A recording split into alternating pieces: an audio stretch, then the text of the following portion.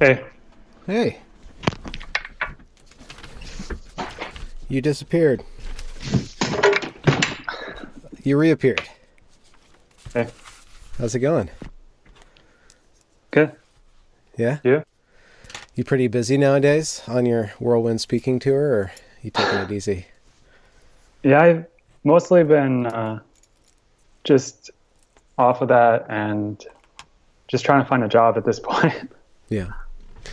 Are are you still in the Silicon Valley area? Yeah. Yeah. I saw you in Portland. I guess it was a couple months ago with Heather Hang Uh, and Helen Pluckrose, and you mentioned briefly that you'd rather look in a team or be a part of a team rather than do a startup. yeah, just starting my own thing is difficult. I I can I'm imagine. likely to fail, right? Well, yeah, yeah, I guess you are. That's a steep learning curve being independent. Yeah. Well, I just ran into a friend of mine who's working in Oregon at a some sort of redesigning of the watershed, and the company was very social justicey and really trying to be very environmental, and he got canned because he was bringing up inconvenient facts. And I Mm. saw with your case and with Brett Weinstein and plenty of other places, there are these institutions that are discriminating, not even against political, not even on a political level, but discriminating against people who use rationality as a basis for decision. Do you see that as a Uh, yeah, I mean that's definitely possible. I think that every no company is doing exactly what they tell their employees, right? They're often lying to them, and so huh? having someone that is honest and rational is often a liability. Mm. Hmm.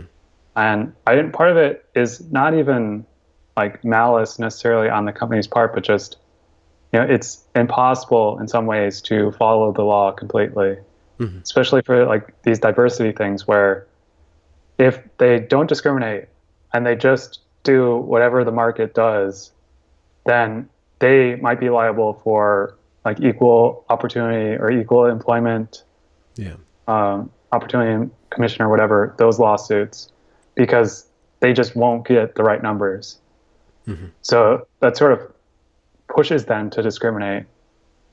So, they break the law in order to not break the law in another Huh. place, right? Yeah. Huh. So And yeah, it's sort of like which way is pulling harder. yeah. There's in certain respects there's built-in inconsistency in the law when it comes to a business having to follow the law with equal opportunity and diversity Right. and what's called affirmative action. Yeah. And Coleman, yeah, and obviously maybe even a stronger motivation is just the media attacks on companies that don't spend hundreds of millions of dollars on diversity and stuff. And so that's probably their larger motivation. yeah. Same with colleges. Colleges are spending millions of dollars, I guess we could say, maybe even more than million. It's a multi-million dollar industry. This diversity and equity kind of VP role, and Right. I see that in colleges, and I see it in larger corporations that are implementing this. And one of my theories is that this kind of reshuffling of the deck around something other than meritocracy, which is imperfect, but reshuffling the deck around external traits, around external diversity, is only affordable by companies who have already made it. Right. Because it doesn't really, it might generate wealth eventually, but it seems like in the short term, at least as I see it implemented over the last couple of years, is that it's draining resources and it's teaching in colleges, it's teaching students some ideas that when implemented lead to protests, And with certain tech companies, it might implement or give voice and power to rational, or not rational, the opposite of rational, but a certain sort of moralizing VPs and employees get to have more and more power at the expense of actual open discourse and then actually seeing the facts as they stand. Yeah. Yeah, it's definitely complicated, and Yeah. yeah, I think it really has to be looked at like sometimes the individual level where this is why the CEO does it this way, or this is why a particular activist acts a certain way. Because I feel like, especially relative to some of these like grand political narratives, like which don't really explain anything, and it's just people trying to find patterns Yeah. after the fact rather than really being able to predict anything. And I think especially this last thing that happened at Google, where they're trying to get executives' pay tied to their org's diversity. Oh, And really?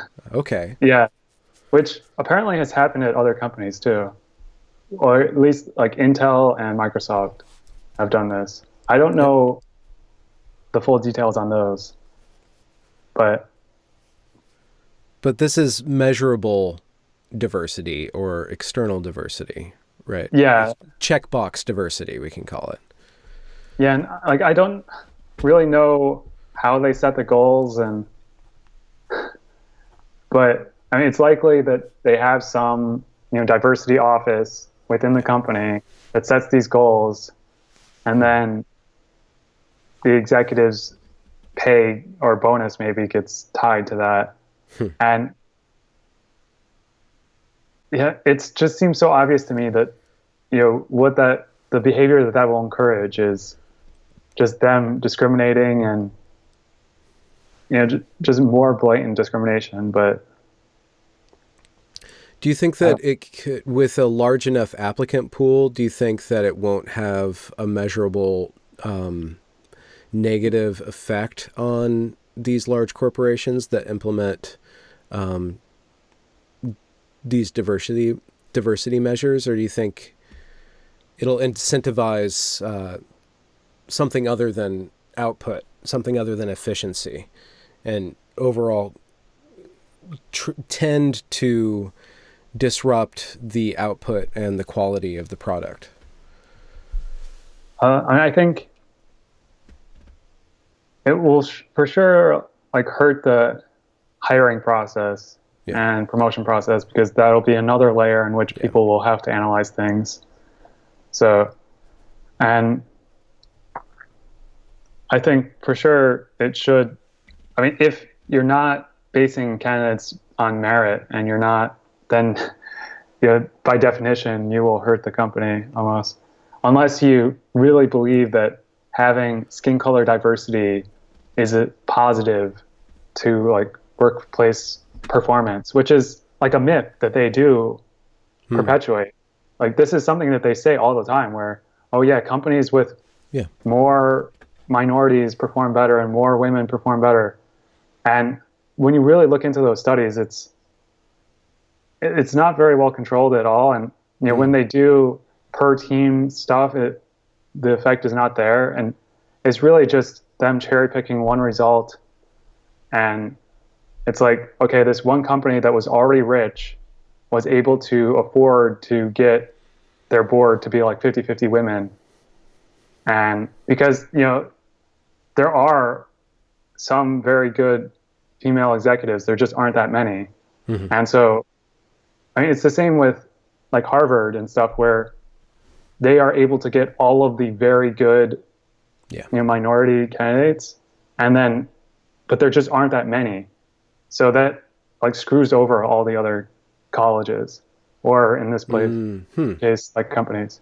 So there's kind of a trickle down effect in a negative sense, where the elite institutions get to fulfill their diversity quota with the elite people, but then when you go to the mid range and the low range, the quality of candidates to fulfill a diversity quotient has a larger and larger negative effect because there's less and less competent people.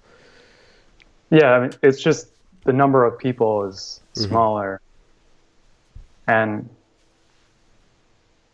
I don't know if and one thing that I put in the memo was that maybe at the end of the tail, the gender ratio is even worse, which we see in like a lot of things like SAT scores and IQ and stuff. But yeah. And so that would mean that it would be even harder for Google to, like, Google shouldn't be put at the same standards as a mid-level company, but I don't know. What do you mean, the same standards? How? Same gender ratio standards, basically. Oh, yeah. Okay. Yeah. But I don't know if anyone really has much data on that. It's especially since, like, everyone that is studying these things is trying to get a certain result. And so they're not looking for alternate explanations, really. And so anything that doesn't really fit the narrative, they won't really look into, as far as I can tell. And yeah, the problem with that is that, one, you get bad results, and two, your narrative never reaches it never gets to refine or be refined because you're holding to it despite any evidence that would help you make it more accurate and then more effective.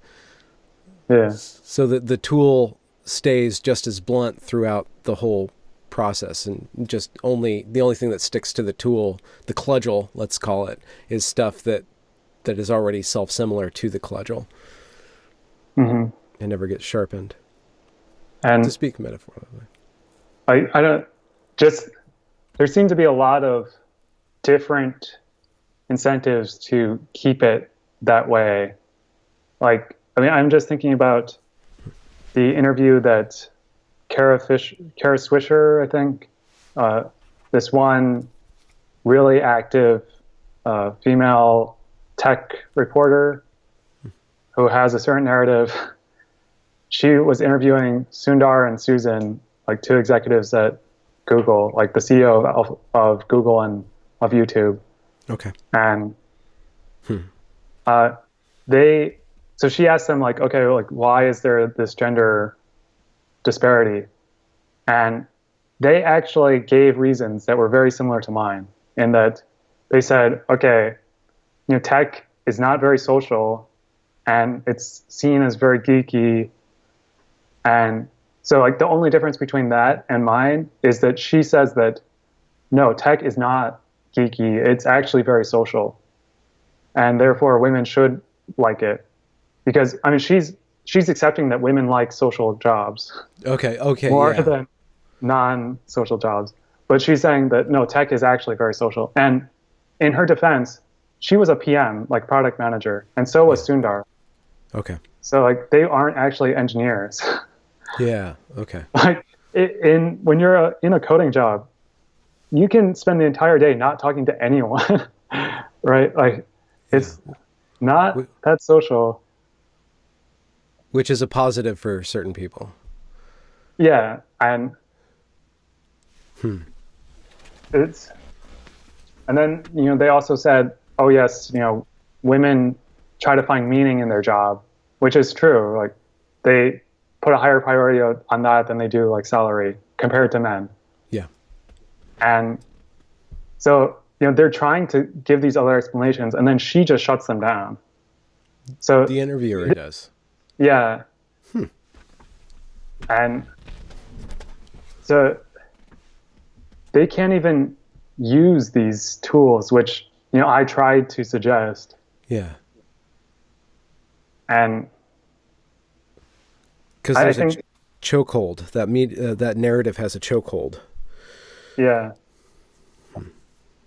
And it's just, the people that have been fed that narrative are just very active and it may not even be the majority of people. It's just the people that do hold it are the most active. Yeah. And I feel like that happened at Google where, okay, most people didn't care, and then all of the people that cared, they're the people that disagreed. There were like 5 or 10 people that wrote the majority of the comments, both on my document and externally, where they were just like spewing the same stuff over and over. And like, I don't know if you look through the lawsuit, it's the same people every time. Yeah. And they're also the ones that leaked it externally. So like they're very active in this. And so they're probably true believers in whatever they're saying. But also I feel like they get a lot of social credence by just within that clique of like these social justice warriors of, okay, I am the one that brought him down or something. Yeah. And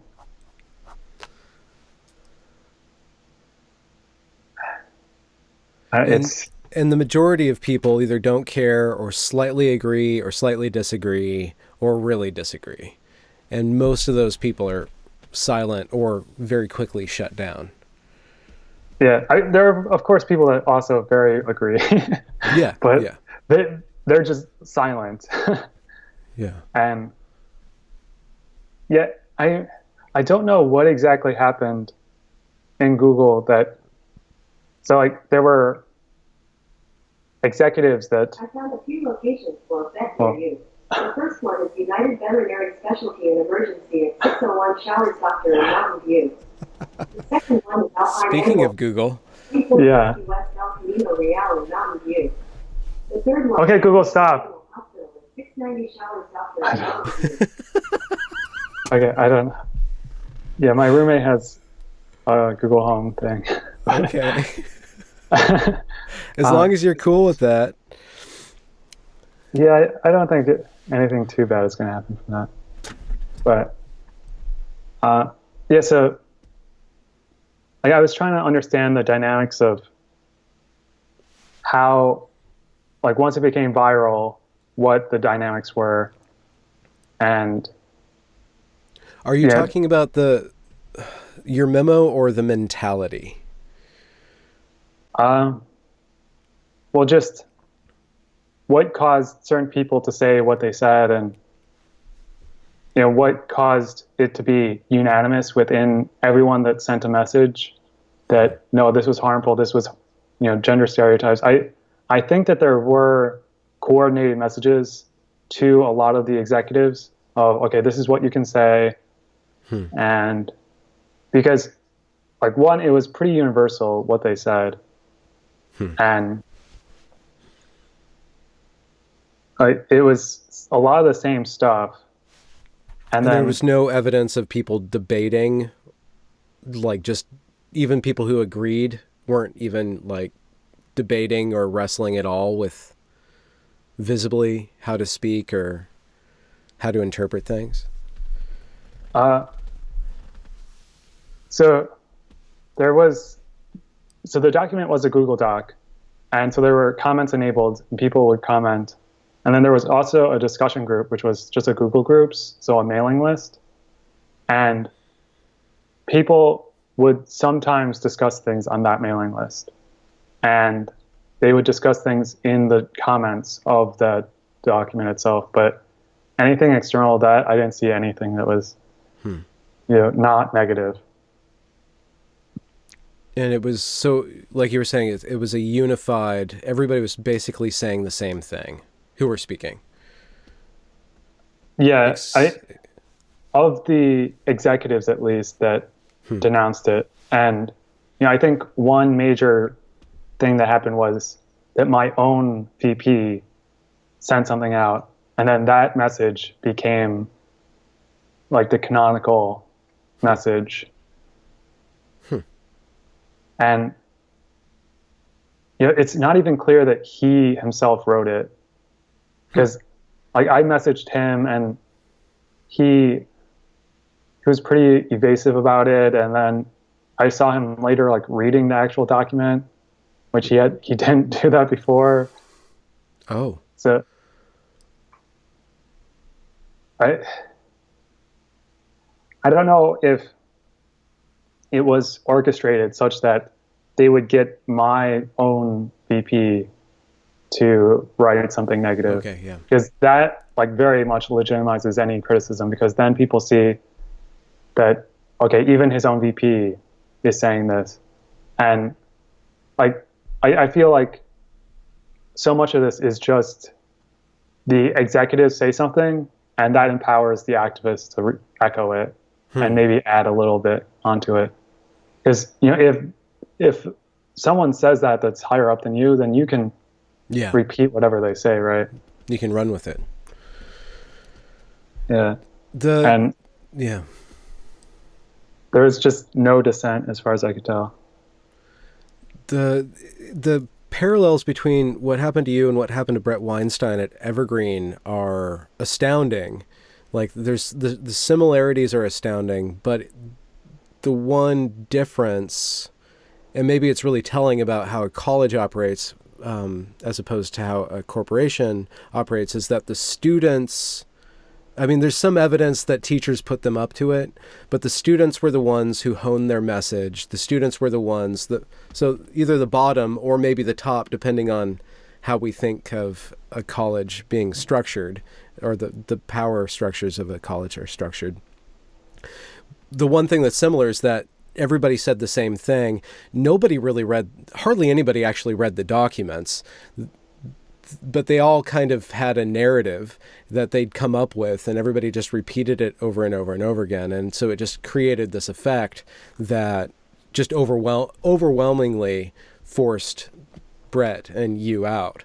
So it's fascinating how similar, and I wonder if it's a feature or some sort of something natural to the mentality of what we loosely call social justice, that it pulls forth and to the top certain sorts of actors and certain sorts of behaviors. And one of them would be denunciation and kind of witch hunting and pushing people out who present a big enough target. Yeah. I think that a lot of these things will naturally just get more extreme. So, you know, as people are making their comments on this, if someone says something negative, then someone can say something even worse and worse. And, you know, if someone says, wait, you know, that doesn't sound right, that, you know, even if I agree with you like 99%, you're going too far, then they're going to read into that as if you are like some fascist or something.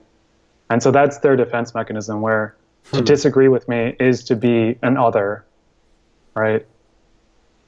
And I feel like that causes a lot of extreme behavior. Well, it pushes to the top extreme behavior.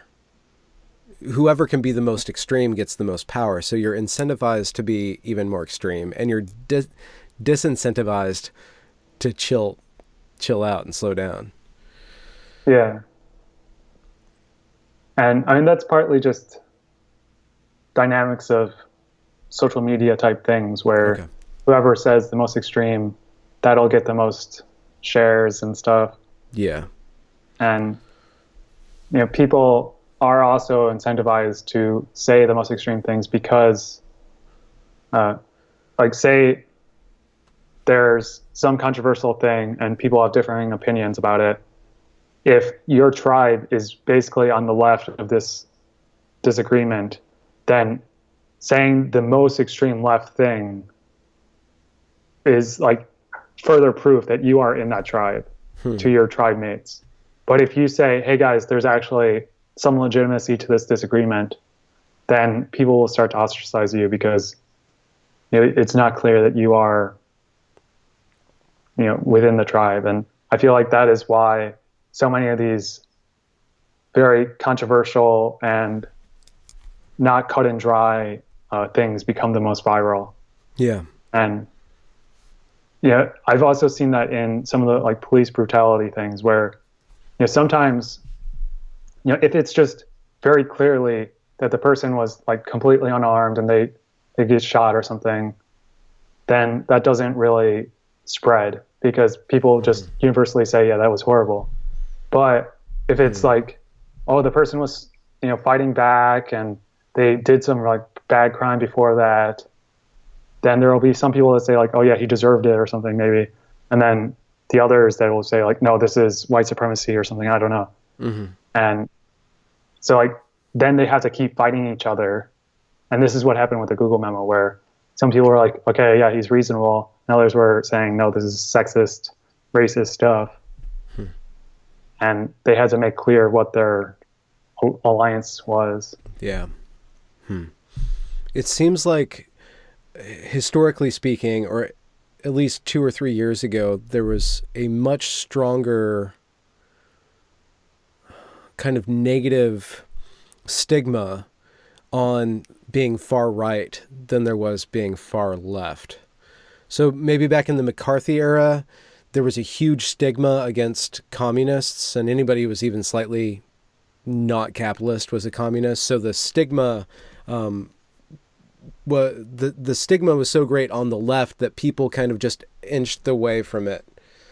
But now, or at least a couple of years ago, the stigma was so great on the right with what we can probably say is ethno-nationalism or white supremacy or even just white superiority. The stigma is so great on that side that people kind of inch away from that. And I wonder if that's why we're seeing the rise of kind of like a centrist right and centrist left kind of surgence with the intellectual dark web and kind of what's gaining traction outside of the mainstream media, that I'm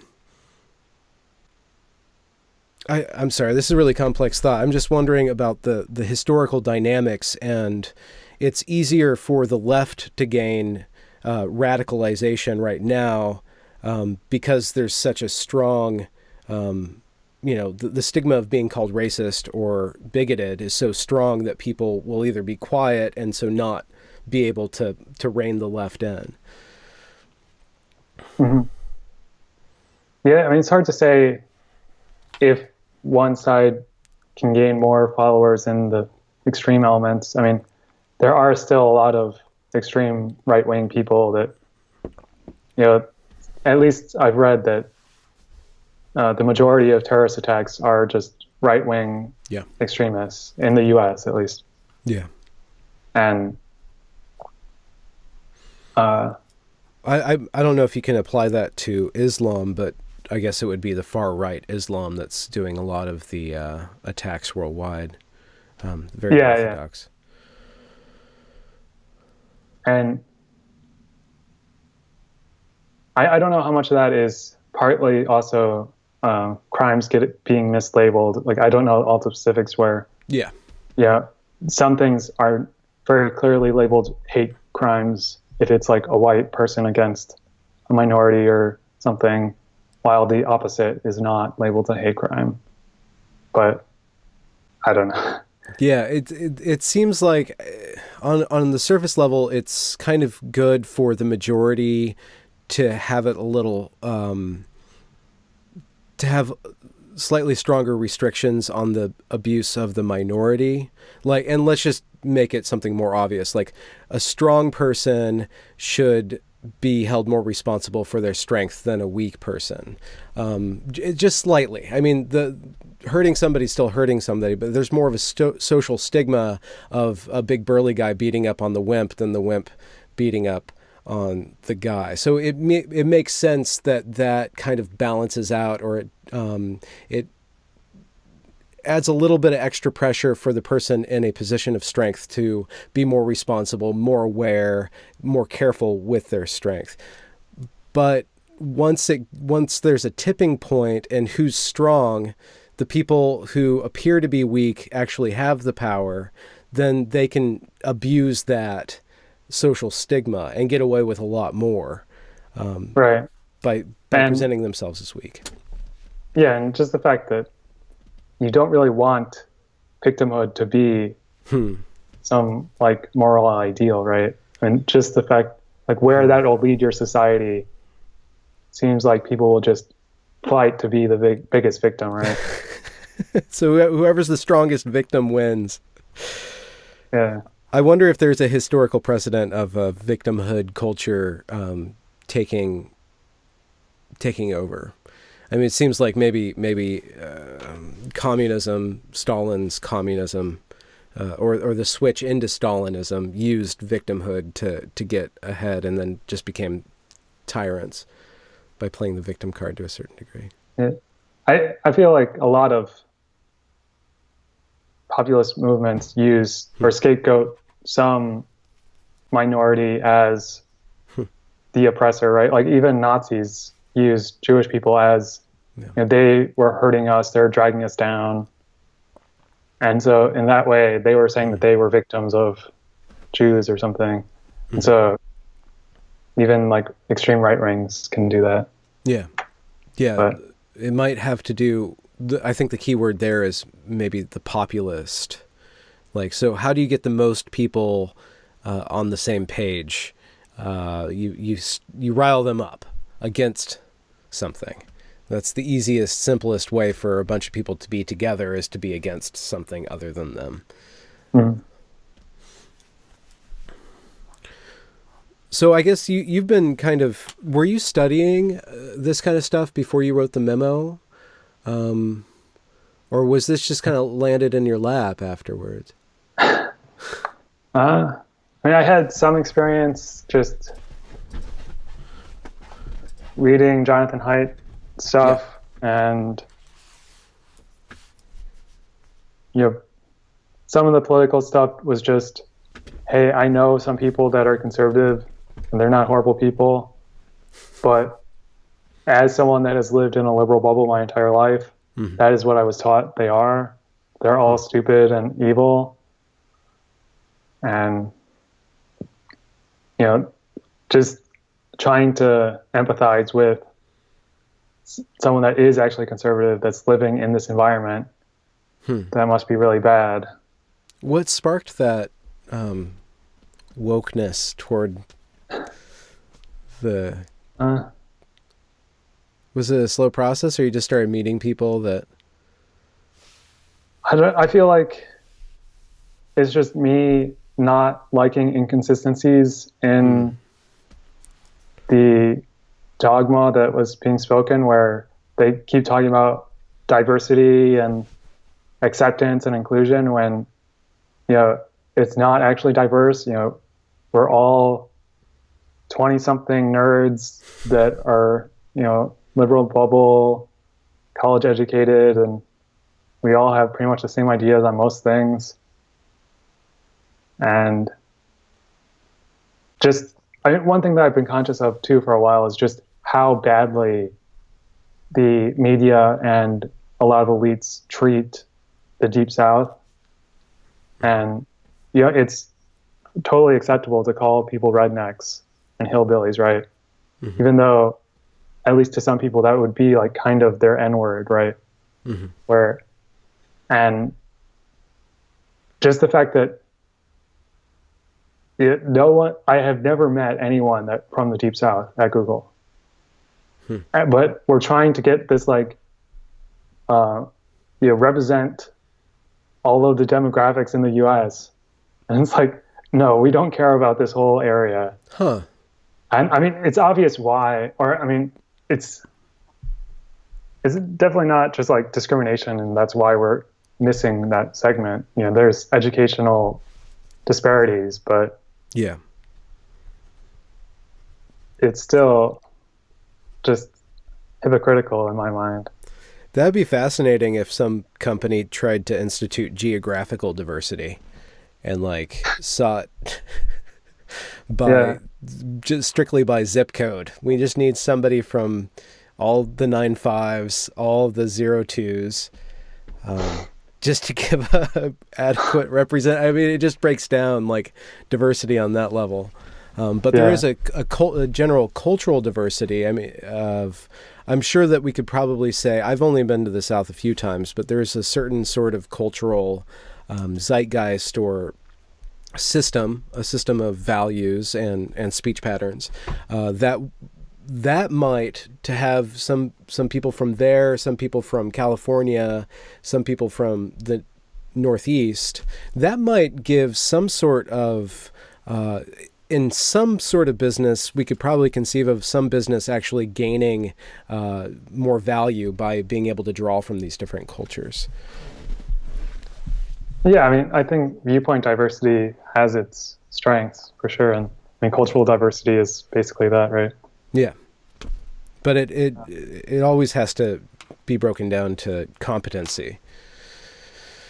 Yeah, and yeah, also, it's not clear how much it's required for someone that's like working on servers and just coding the back end versus people that are designing products. Like, I can see a lot more value in having diversity in the people that are designing products for users than for that. And the ironic thing is that the product managers, which are sort of, and the user design people, those are actually the most diverse groups, and at least gender-wise, they're like 50-50.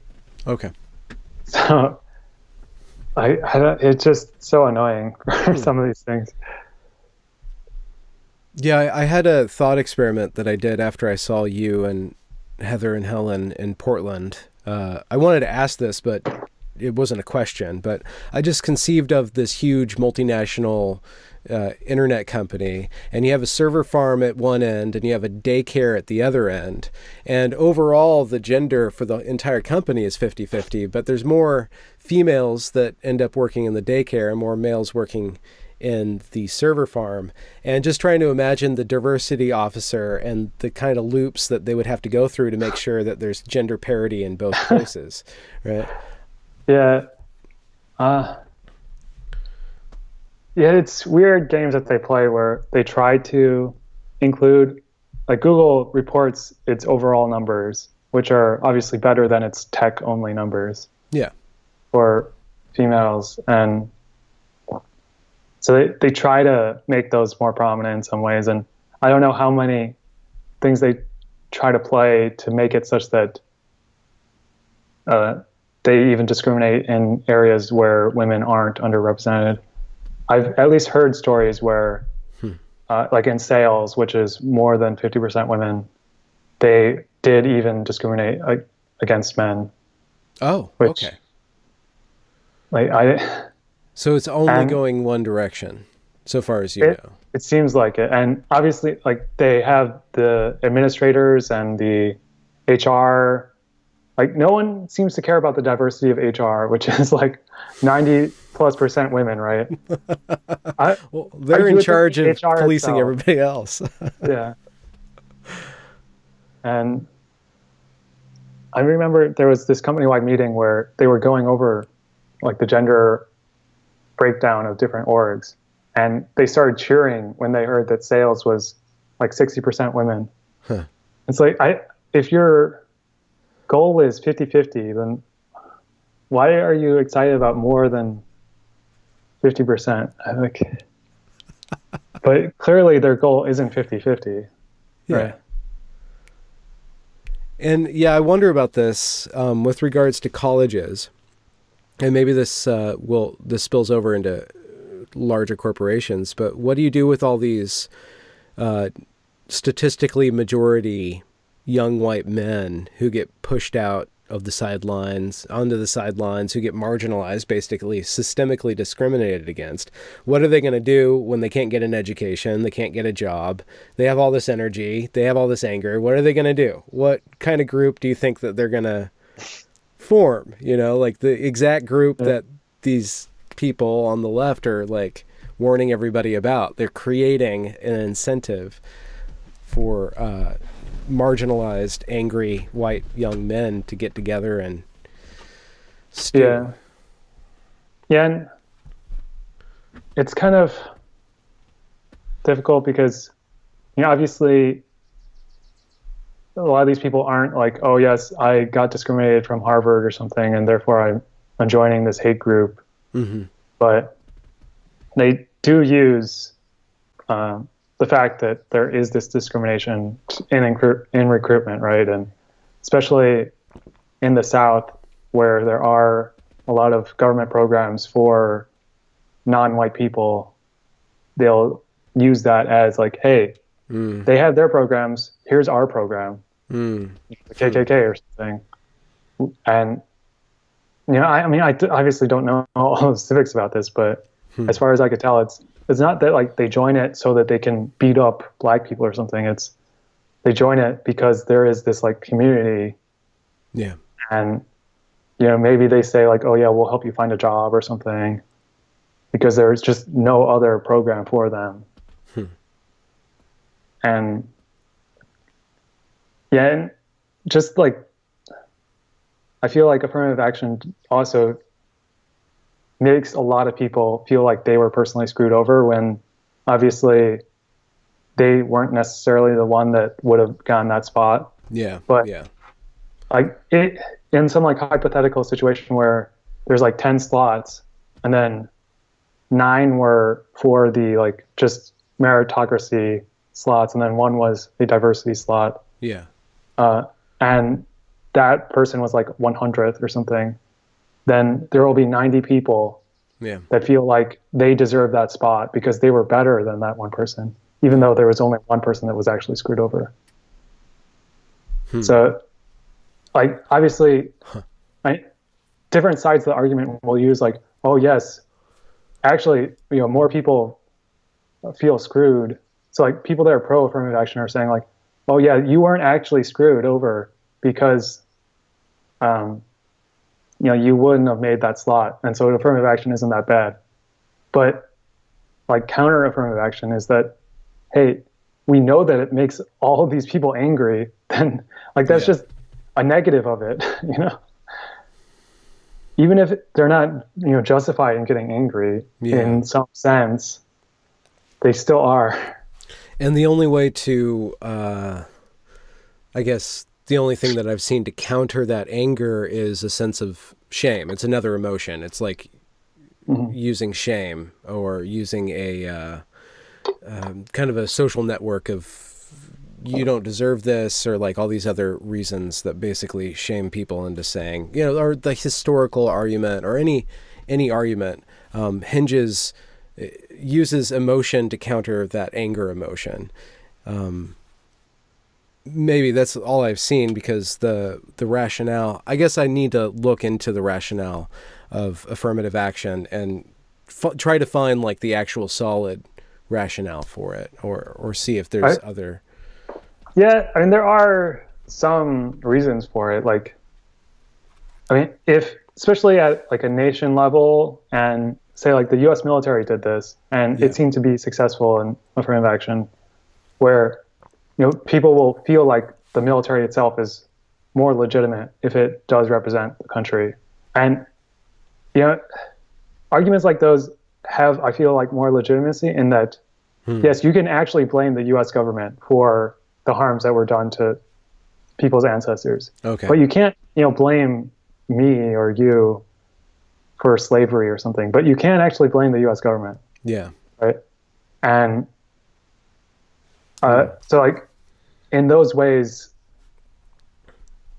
like, I feel like it's more legitimate. And just if in some way it does reduce disparities, and that itself reduces stereotypes, which, stereotypes negatively hurt people, even if they aren't, committing crime or something. The cops may stereotype them in such a way that they do. Yeah. Right. But the thing that I've seen is what I saw at Evergreen College was that they took these statistical analyses and statistical problems, or problems with society, problems with big groups, and then tried to distill them down and place them in interpersonal relationships, so you categorize everybody that you're with depending on their race, and Right. it's two levels, completely different levels of analysis. Maybe there's a huge gray zone between those two things, but I see a lot of the problems with progressivism is that it's trying to solve these huge problems but is incapable of, or any given progressive is incapable of calculating the entire problem, and so they try to act it out on an interpersonal level through activism and through kind of like, I'm going to put you down because of this huge group that you belong to, and that's where the injustice really comes to the forefront. It's that you can't. It's unfortunate, but you can't fix the wrongs of history. You can't fix the wrongs of the government. You need to actually be a part of the government and like somehow be a part of history and maybe tax yourself a little bit, or tax those people around. But I just think that human beings are incapable of that level of analysis and implementation of problems of this sort. Yeah. And I guess I don't know how unique that is to social justice warriors in itself. Yeah. Like, Yeah. I mean, I've seen interactions that I've had that seem to be different because of, my race or something, where, I mean, just this weekend, I was in Oakland, and this one like street food fair thing where all the customers were black and the like chef was black, and he was referring to all of them as like brothers and stuff. And then when I came, he referred to me as boss. So like, I mean, I don't know if he's actually giving me any respect or like that would actually change anything, or if he's just, using a different word. But like, I know it made me a little uncomfortable, like for him to be putting me up above him in some ways. And, I've heard like servers in general call me boss or something. And I don't know if that's like because I'm a tall white person or just, is there a server? I don't know. And so like, I don't know how real that is, or if I'm just like reading too much into it. Right. Yeah. How do you really process that information? That is fascinating because, and it could be like the inverse. Instead of he's putting you down because he's putting you up. I mean, there's so many different ways to interpret that. Yeah. And it really just depends on like his culture and like even his tone of voice or just the pattern. It seemed perfectly cordial. And so like, I think it was just the fact that, hey, he calls other black people, brother, which is a common thing. Yeah. And then he calls other non-black people boss or something. I don't know. And I think that this is a good instance to kind of like bring up the question of whether like a microaggression, because this could be conceived of as the opposite of a microaggression, or it was either a microaggression. I don't know what the opposite of aggression is, but it's a little tick in social interaction, and you can, like with the concept of a microaggression, allows people to make a huge deal out of this thing that's very contingent, very just like, we're all operating on stereotypes just to get through the day with millions of strangers around us. So I wonder if that kind of shows like if microaggression is as a concept or as a practice of trying to implement that is so fraught with difficulty because it causes you to actually create a bigger deal out of something that might just be built into how we interact with strangers. Yeah. And so much of this too is that there's sort of conflicting goals where some people want to remove race from everything, and some people want to accentuate it and want to put it into everything. And I guess other people just don't care. I don't know. Yeah. But so, and I guess the other angle to attack this is that some people want to make people more conscious of race in order to somehow create a world in which there is no race. Like, I mean, that's the sort of goal of affirmative action. to equalize outcomes such that there are no more stereotypes. But in doing that, you create more stereotypes of, okay, the underperforming people are often these types of people because we're consistently choosing candidates that are lower qualified among that group, right? And I wonder if like the wager is that in the short term, the problems will get bigger, hopefully, because eventually they'll just cancel each other out, or it'll solve itself in a way. Yeah. I don't know. I feel like so much of this too is concentrating way too much on race when there are other factors that people don't want to acknowledge, just like culture or something. And so if they do diagnose the problem as, yes, this disparity is like solely racial and just caused by disparities of like maybe racism or something, then the angle to attack it would be some race-based thing. But so much of this is just cultural, where especially just like thinking of the racial gap in tech or something. Like, I mean, there are huge disparities in like the schooling, and the fact that 50% of African Americans live in the Deep South, and then a lot of the rest live in like the inner city. And if you just are race neutral and you look at how many candidates we take from the Deep South or the inner cities, it's very little, right? So I really think that the intervention, like if Google really wanted to affect racial outcomes, they need to think in generational terms, not in the hiring pool and the what's the upgrade pool or the promotional pool.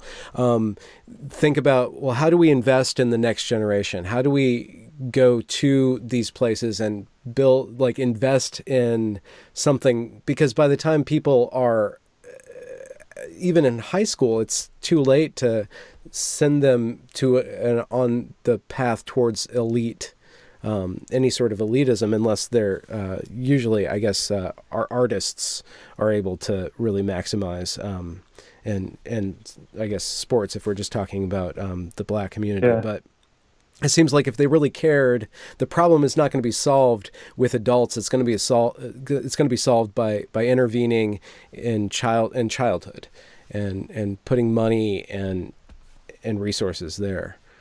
Yeah, and I mean, they have done that. They've attacked the problem from hiring, promotion, and the recruitment and the training of at least college age people. I don't know how young they get. And they generally go to historically Black colleges and like Harlem and stuff like that. I don't know the extent of what they do, but it still seems kind of backwards when I guess I don't know how much of it is that this community is really unified by race or something. And so the only way to attack the problem is through race.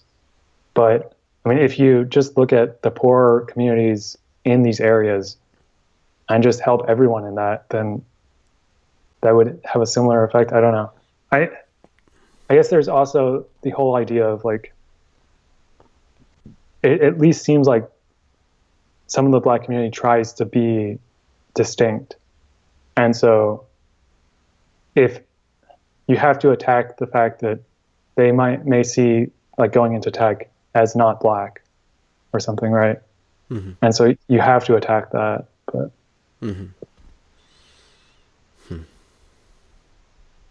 it just seems like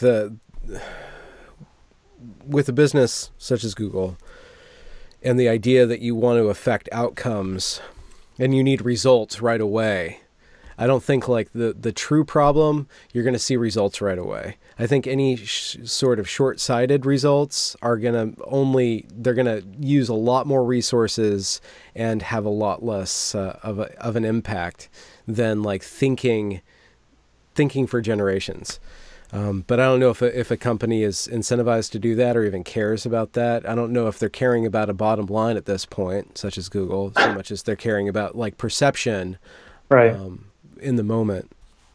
Yeah. So they do spend money on these external programs that don't directly help Google, but I don't know what extent they do and like how much of it is just PR rather than actually helping people. Mm-hmm. It's much cheaper to appear like you're helpful than it is to be helpful. Yeah. So do you have I want to phrase a question about like what do you picture going forward, but I guess you're looking for, you just want to get back to work right now. Yeah, for myself. Yeah. Yeah. I generally want to get back to work. Yeah. Yeah. Has this opened up any opportunities? I guess like you go around speaking and stuff, but have you thought about switching careers and like thinking about these issues in tech, or you just want to build something that works? Yeah, I mean, I looked into or tried out sort of the public commentator type position, right? And I feel like it doesn't seem to be for me. It seems like for people that want to talk all the time and that are just really want the attention often, maybe. And just, I've seen too, the incentives at play are really not ideal for, truth seeking, say. Really? Could you speak a bit about that? Yeah, I mean, I notice this especially on Twitter, where if you make a tweet, you're so much more likely to get retweets and likes if it's uses emotional language and it sort of strawmans the other side and evokes anger or something, which may not be the ideal thing. And that's true on Twitter, but also true on just longer posts where you can write this really detailed thing that took you a long time to think out and really analyzes both sides of the argument.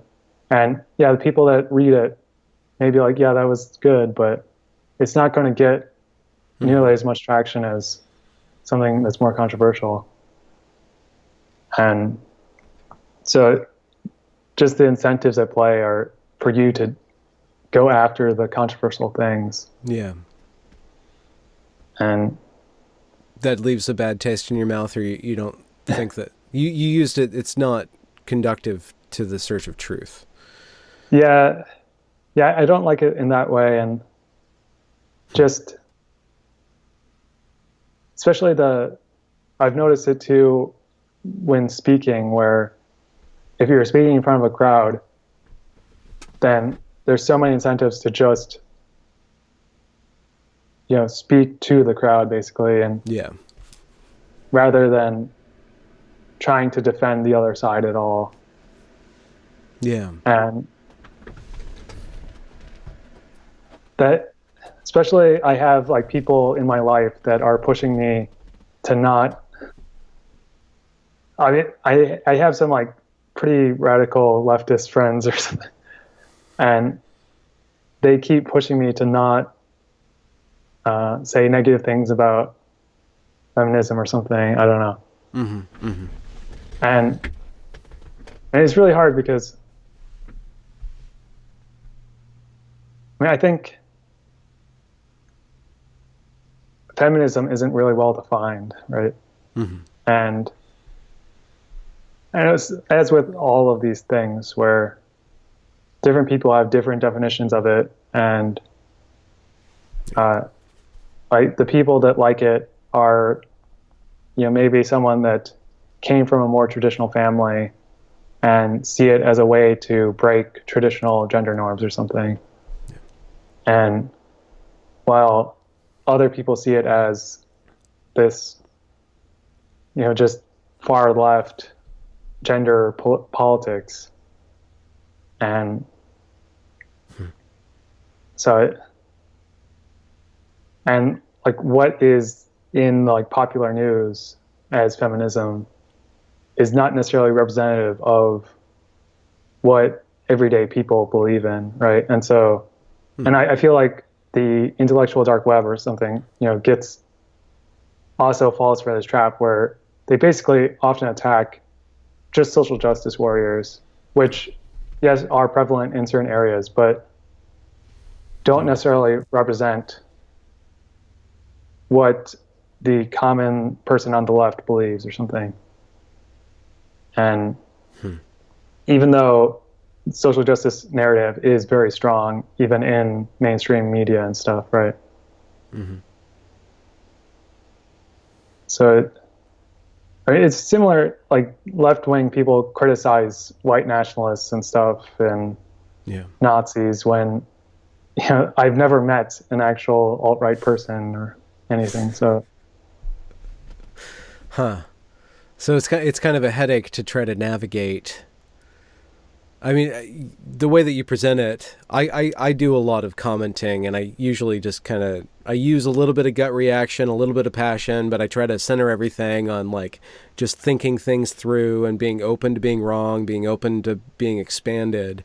But I do fall for the trap, and I have to fall for that trap in order to bring the people who are paying attention to me to get them to the end and to hopefully do a little bit of work in the meantime. But it takes a certain sort of, I don't even know if it's possible to not be biased when you are taking a position and even say, okay, I'm going to be tentatively biased for the next 3 months against this thing. And then I'm going to go and be tentatively biased against another thing. But no matter what argument you're trying to make, you have to make some certain assumptions, and you have to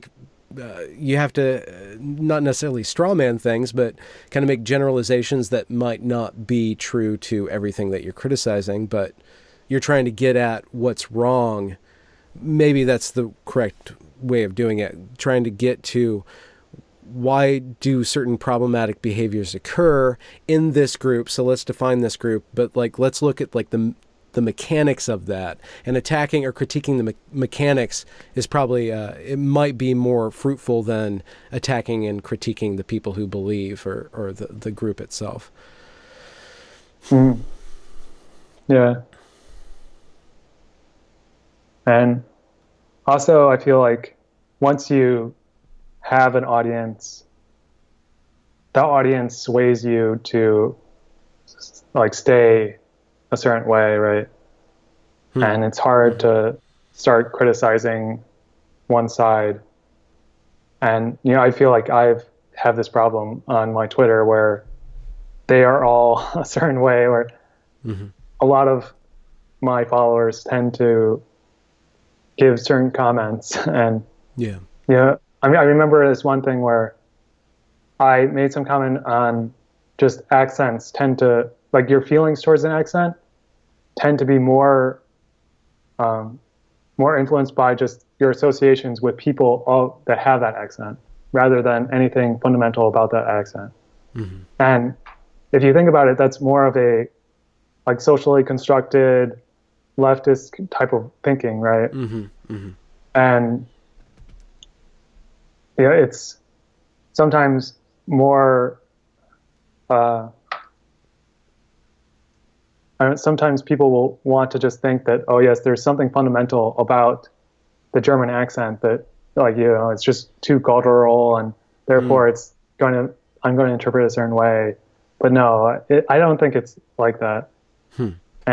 But I got a lot of comments that were basically, yes, there are these fundamental differences about accents.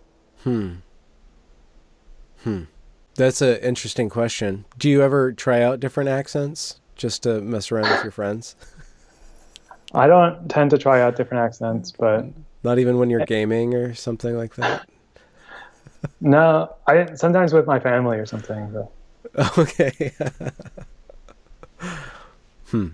But it does seem though that your how you feel about a certain accent is related to your experience or your associations with people that have that accent, which then tells you a lot about the associations that you have in your head, right? Mm-hmm. Mm-hmm. Where if you really hate a certain accent or you really like it, then you have to ask yourself why. Mm-hmm. But there are different cultural differences. Just thinking of knives, like a German set of knives is going to be really excellent. Like there's something about the German culture where they produce these very excellent, like the German and the Japanese, they produce excellent blades, Right. Does that spill over into their accent? Does that spill over into their language? On another level, like the German language, there's something probably about the language that made it very amenable to creating philosophy such as the Germans created. I don't know if that necessarily spills over into the accent, but I wonder if it's not more tied together.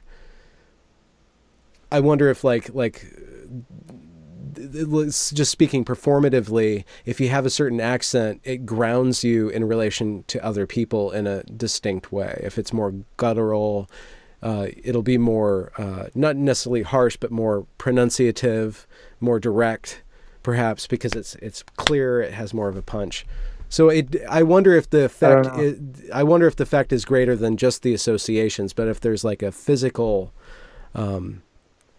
effect. Yeah, it's probably more than just the associations, but Yeah. I think the associations play a role. Yeah. And they at least seem to, in my experience. Yeah. And, I've just noticed too that the associations that I have are different than some other people's.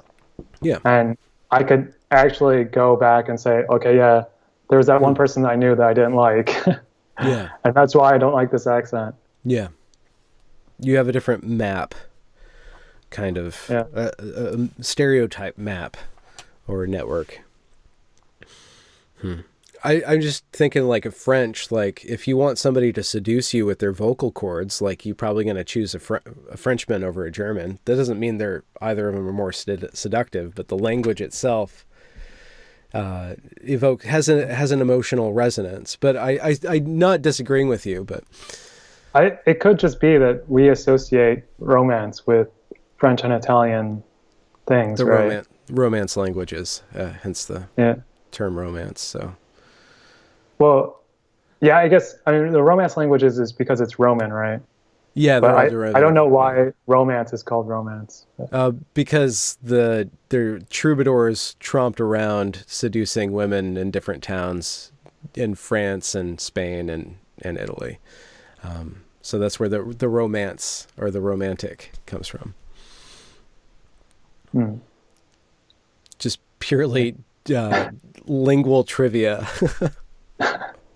But I do hear what you're saying with speaking to a crowd and how if you value truth over attention, if you value rationality over likes, which are just the distillate of positive attention, then I could see how you would have a problem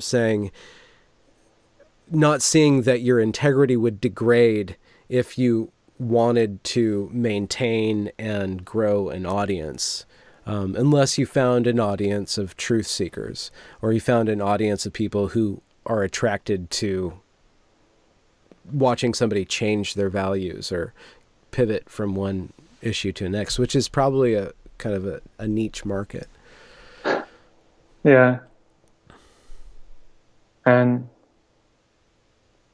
part of it too is just that the lawsuit puts a lot of constraints on what I can do. Yeah.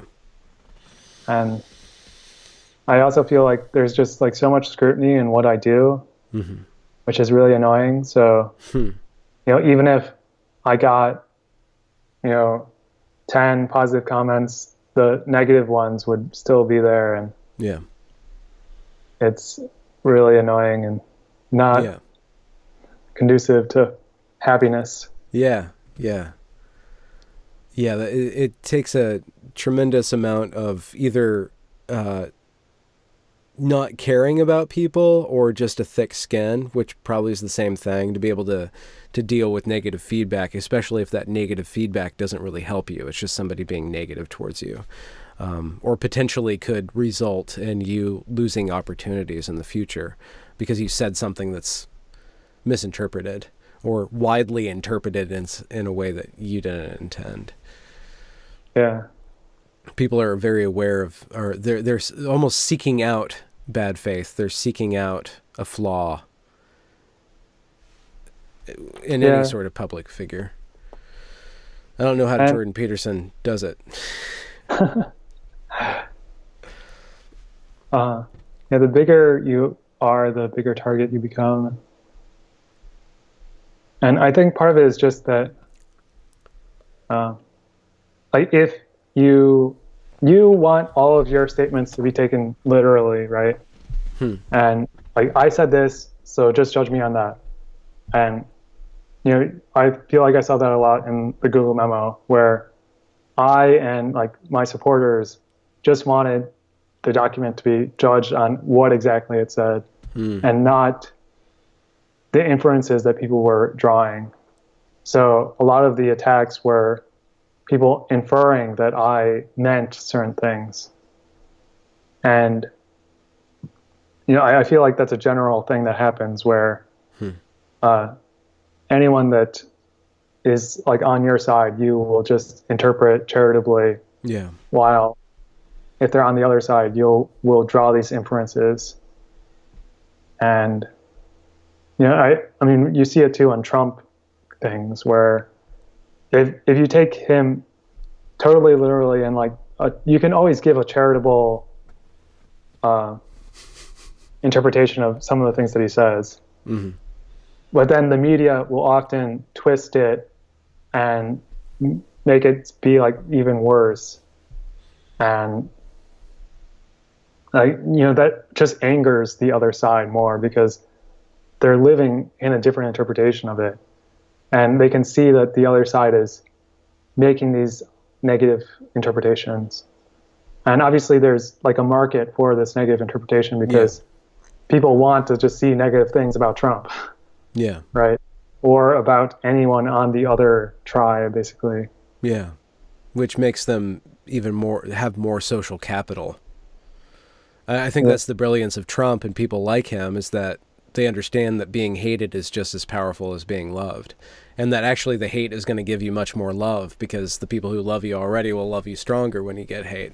And somebody who like that, and I don't know, I don't want to judge him because I don't know him, but like it's very dangerous to get into that mindset. I think it can very easily become duplicitous and manipulative once you kind of let go of not wanting hate, or even do you know what I mean? Like, you can once you stop caring about your critics too much and like actually want to get more criticism, it seems like you are actually being more manipulative. You're not really being honest anymore. You're just playing the game.